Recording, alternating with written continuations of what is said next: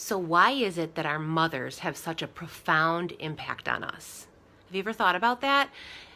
Mothers, and this is something I've learned in 20 years of working with all different kinds of people from all different walks of life, mothers are at the center of our worlds. And I would say this is for everybody, but even more so for women. It goes just a little step further, a little step deeper for women. Not that mothers are more important to women, but that mothers tend to impact women at a very deep level. And if you think about a teenager that you might know who is a girl, and it's kind of a cliche thing, but girls that are teenagers tend to have some conflict with their mothers.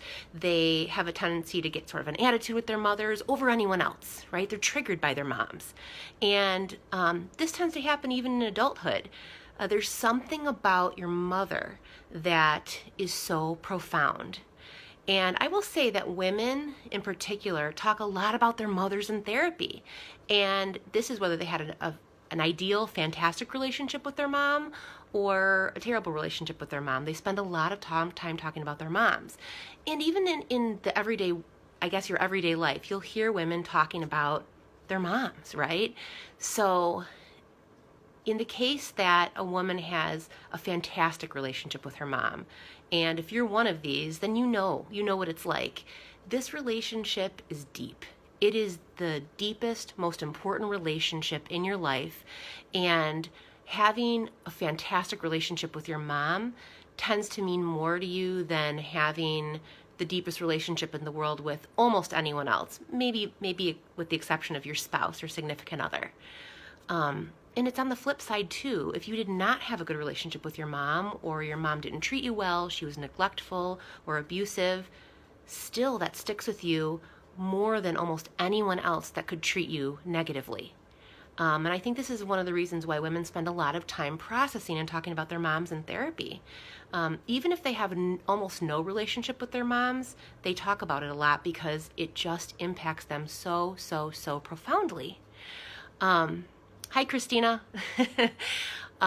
So why am I talking about this? Because I just think it's really something that I find fascinating, and I think it's just a really important thing to think about. So there's something called mirroring. And mirroring is when we're growing up in life, our parents sort of serve as mirrors, and our mothers in particular are the very first mirror that we look into. So what do I mean by that? So when you think about it, you're an infant, you're born, the very first person you see is your mom. So, I mean, yeah, you might see doctors and, other people in the room, a midwife, your dad, but the first person you really lock eyes with, as much as an infant can lock eyes, the first person is your mom, right? And so ideally, this mom looks at her newborn baby and she smiles, and maybe she happy cries, and she talks to the baby in this loving way, and that infuses into that child. And that goes on throughout our lives. The way our mothers reflect to us who we are is what we believe we are. So for example, if you have a mom that's loving and kind and thinks the world of you, which I think most moms do think that of their children, if you have a mom like that, when you walk into a room, guess who lights up? Mom.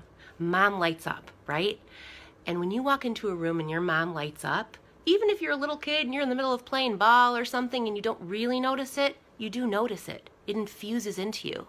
And if you were to walk into a room with that same mom one day and she doesn't light up, you're real in tune to that, aren't you? Really in tune to that. What's going on with mom?